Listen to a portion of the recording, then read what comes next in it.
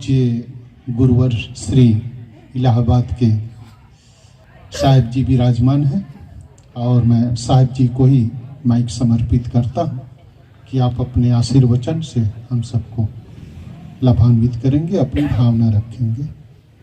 पूज्य श्री साहिब जी। मंचस्थ विराजमान मुद मंगलमय संत समाज,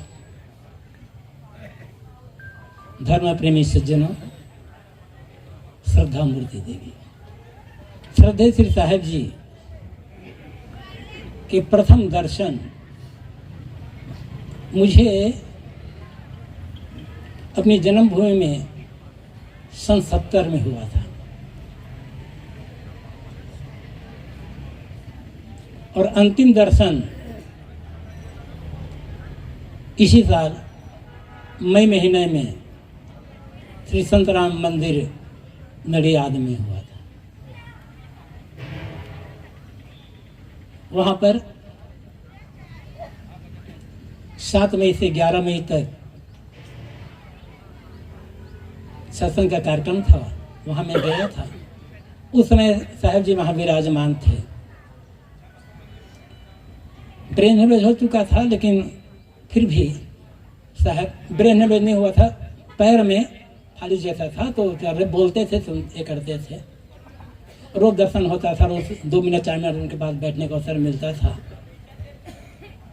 जब मैं 12 मई को वहाँ से आगे निकलने लगा तो सुबह सुबह साहब जी बाहर निकल कर के व्हील चेयर पर बैठे थे।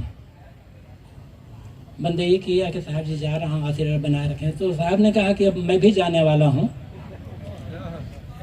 उत्तर प्रदेश में कार्यक्रम है। मैं कहा साहब जी जाइएगा मत, आपकी स्थिति जाने लायक नहीं है। जाएंगे अब बाई रोड जाएंगे, इतना लंबा सफ़र, स्थिति ठीक नहीं है तो हो जाए। मैं तो चला गया और फिर 2 दिन पश्चात साहब को ब्रेन हेमरेज हो गया। लेकिन उस स्थिति में भी बिल्कुल सरल, शांत, मौन, जो एक साधु की रहनी होनी चाहिए थी।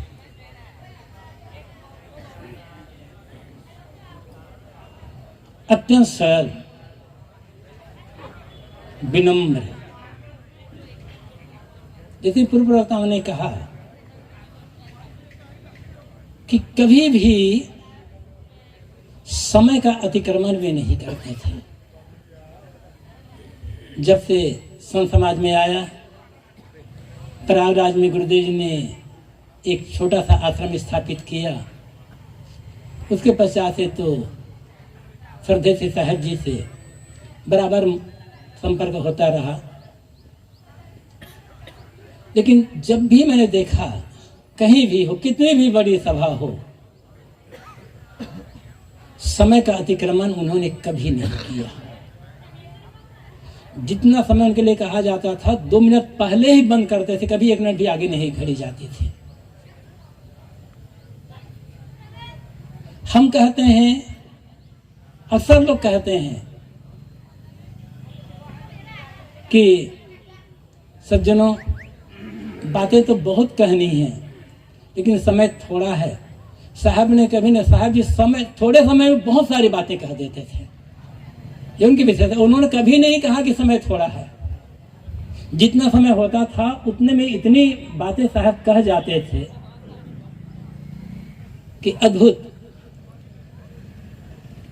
जब उनके पास कई लोग आते थे प्रश्न करने के लिए, इतना सुंदर उत्तर देते थे कि प्रश्न करने वाला लाजवाब हो जाता था। आगे उनके पास कुछ और प्रश्न करने के लिए जगह बचती नहीं थी। मान सम्मान प्रतिष्ठा के कभी भूखे नहीं रहे। मुझे कहाँ बैठाना है, कहाँ करना है, आगे बैठाना है, क्या बैठाना है, कि मन पर पहले आना है कि पीछे आना है। कभी भी मैंने देखा सम्मान प्रतिष्ठा की भूख उनके अंदर बिल्कुल ही नहीं थी। वो हाँ, दूसरों को सम्मान देना वे जानते थे, लेकिन लोग मुझे सम्मान दें, मुझे बड़ा माने, मेरी प्रतिष्ठा हो, जरा भी उनके अंदर ये भावना नहीं थी। और हकीकत यह है, जो दूसरों को सम्मान देना जानता है, उनके मन में सम्मान पाने की इच्छा होती ही नहीं है। कोई उनके तहत कितने भी उन्हें कुछ कह दे, निंदा कर दे, बुराई कर दे, प्रतिक्रिया में नहीं पड़ते थे वो। हमारी कमजोरी क्या होती है, जब हम अपने प्रतिकूल थोड़ी सी भी बात सुन लेते हैं तो प्रतिक्रिया में पड़ जाते हैं। लेकिन सरदेव साहब जी कभी प्रतिक्रिया में नहीं पड़े, कभी प्रतिक्रिया में नहीं पड़े। सदैव शांत धैर्य बना करके रखे। अद्भुत जो एक कहा जाता है ना, ये संत गुण होना चाहिए, शालीनता, सरलता, विनम्रता, दूसरों को आदर देने का भाव, धैर्य, सहनशीलता, इस सारे गुण साहब में कुट कुट करके भरे हुए थे।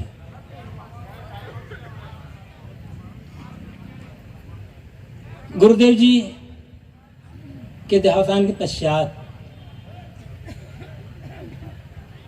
जब विभिन्न जगहों में जब कार्यक्रम होता था, मैं साहब जी से निवेदन करता, साहब जी कि मैं पहले बोल लेता हूँ, फिर आप पीछे बोलें। लेकिन साहब जी पहले बोलकर मुझे अंतिम में समझ आए। इतनी उनकी उदारता रही है, बड़ी कृपा थी उनकी हमारे ऊपर। और मैंने कहा है ना कि उनकी उदारता जो थी अद्भुत है। किसी के न रहने पर जिनसे हमारा लगाव होता है, जिनसे हमें मिलता है, जिनसे समाज का बड़ा उपकार होता है, मन में एक सहज दुख तो होता है, किंतु प्रकृति का नियम सदगुरु कबीर की साखी है, जो उगे सो आथवे, फूले सो कुमिलाए, जो चुने सो ढई परे, जन्मे सो मरी जाए। ये प्रकृति का नियम। प्रकृति के नियम में किसी के लिए कोई पक्षपात नहीं होता। जन्म से हमारी जीवन यात्रा प्रारंभ होती है और मृत्यु में जाकर वो जीवन यात्रा समाप्त होती है। इस जीवन यात्रा में अनेक प्रकार की घटनाएं घटित होती हैं, अनेक लोग मिलते हैं, लेकिन कोई स्थायी रहने वाला होता नहीं है।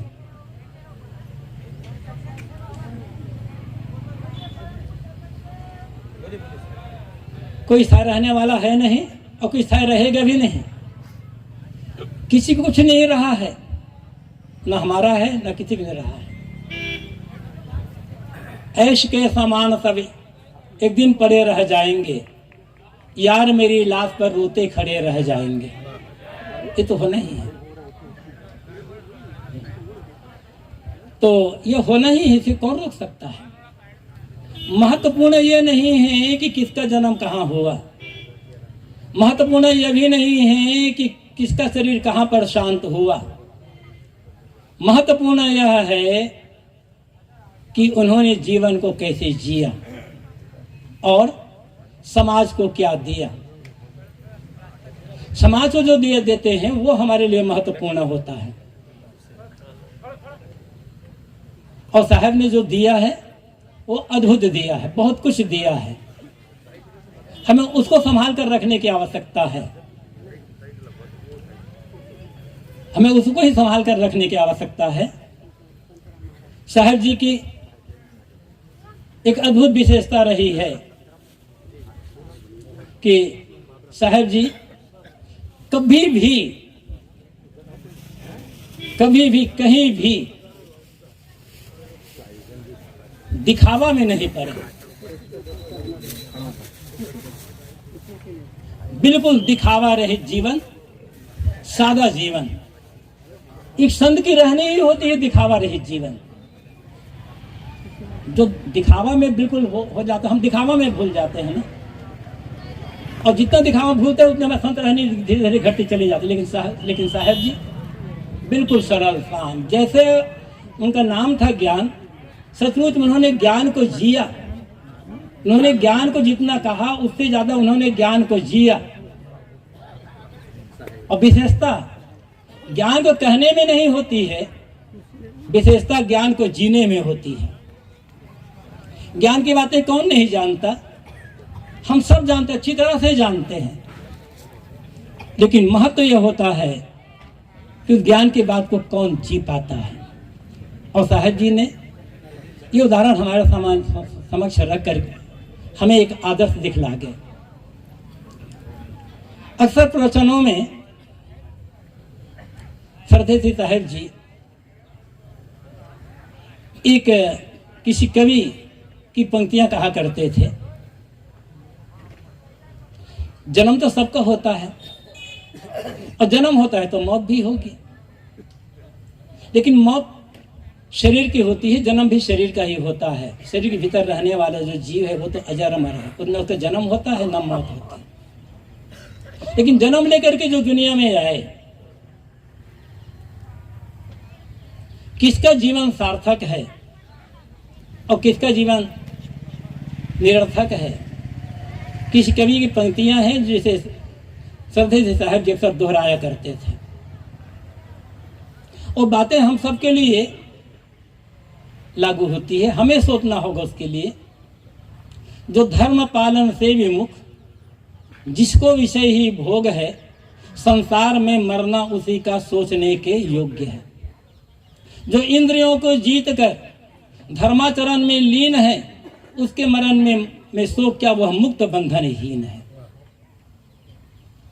साहब जी स्वस्थ मन इंद्रिय वाले थे, और स्वस्थ मन इंद्रिय वाले कहीं जन्म लेना और उसका शरीर शांत हो जाना सार्थक होता है। साहब जी अक्सर उदाहरण दिया करते थे। आप लोगों ने ताश के पत्ते देखे, 52 पत्ते तो होते ही हैं। अक्सर साहब जी उदाहरण दिया करते थे, उसमें कुछ अंग बने होते हैं, 3 चित्र होते हैं, जिनमें हम एक को गुलाम कहते हैं, एक को बेगम, एक को बादशाह। सब उदाहरण देते हैं, गुलाम, बेगम और बादशाह। जो बेगम से हार जाता है वो गुलाम हो जाता है, और जो बेगम को जीत जाता है वो बादशाह हो जाता है। बेगम क्या है, हमारी इंद्रियां बेगम है। हम हार इंद्रियों के वशीभूत हो गए तो हम गुलामी के जीवन जिएंगे, और इंद्रियों को कंट्रोल में कर लिए तो हम बादशाह हो सकते हैं। और साहब जी बादशाह होकर के यहां से गए हैं। और इसलिए सदगुरु कबीर ने जो कहा है, आए हैं सो जाएंगे राजा रंग फकीर। एक सिंहासन चले एक बंधे जादे साहब तो सिंहासन पर गए, और उन्होंने सदगुरु कबीर की साखी को चरितार्थ किया। भक्त संत मरे क्या रोइए, जो अपने घर जाए, रोवे साकट बापुरा हाटो हाट बिठा। साहब तो अपने घर में चले गए। सारी हम धर्म जितने भी काम करते हैं अपने घर में जाने के लिए, आत्मलीन होने, मुक्त होने के लिए। फिर उसके लिए रोना क्या है? रोना हमें हमारे लिए है, हम तो बंधनों में पड़े हुए हैं। और यदि हम अपने बंधनों को काट सकें तो साहब ने श्रद्धांजलि होगी। और अंतिम निवेदन, साहब जी कुछ आदर्श स्थापित करके चले गए, मठ भी बन गया है। अब इस आश्रम में रहने वाले आप जो व्यवस्थापक देख रहे हैं, शास्त्री साहब और महेंद्र जी और अन्य और साथी, जितने प्रेम से रहते हैं। अब जिम्मेदारी, जैसे हमारे गुरुदेव जी चले गए, सबको जाना ही है।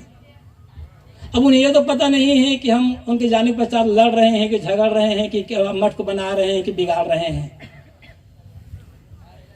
किसी के नहीं रहने पर एक उत्तराधिकारी बना दिया जाता है, वो बाहर उत्तराधिकारी। असली उत्तराधिकारी वो होता है जो उनके गुणों को जीवन में उतारता है। निवेदन है शास्त्री जी से और महेंद्र जैसा और सबसे, ऐसा कोई काम नहीं करना है आश्रम में रह करके जिससे साहब के लगे कि साहब जानबा साहब के मठ को इनके चेलों ने बिगाड़ डाला। ऐसा स्थापित करें और एक अच्छा आदर्श स्थापित करें क्योंकि आपके साथ साथ जब आप अच्छा दर्श आप करेंगे ना, पूछेंगे भाई किनके शिष्य हैं, तो श्री ज्ञान साहब जी के शिष्य हैं। ये हमें करना होगा और ऐसा हम कर सकेंगे ना, उनके लिए श्रद्धांजलि होगी। आप सबको सत सत नमन। साहब जी के चरणों में मेरी ओर से हार्दिक श्रद्धांजलि और अपनी वाणी को यहीं पर विराम। बोलिए सदगुरु देव की जय। अभी हम श्री साहिब जी के उनके विचार, उनकी भावांजलि हम श्रवण किए। अब बिल्कुल आखिरी कड़ी है। साहिब जी से निवेदन है, श्री असंत साहिब जी से, 12 बजे हमको पूरा करना है साहिब जी, आखिरी बिल्कुल श्रद्धांजलि सभा है। अभी शास्त्री साहब को कुछ विधि भी करेंगे, चादर विधि करेंगे समूह में, उसमें भी 2-5 मिनट लगेगा। इसलिए सभी हमारे जितने वक्ता, अभी 25 वक्ता बोले हैं, सब अपने समय का बिल्कुल जितना कहा उतना ही बोले। आप भी कृपा करके हाथ जोड़ करके 12 बजे के अंदर ही अपनी बातें रखेंगे। बोलिए सदगुरु देव की जय।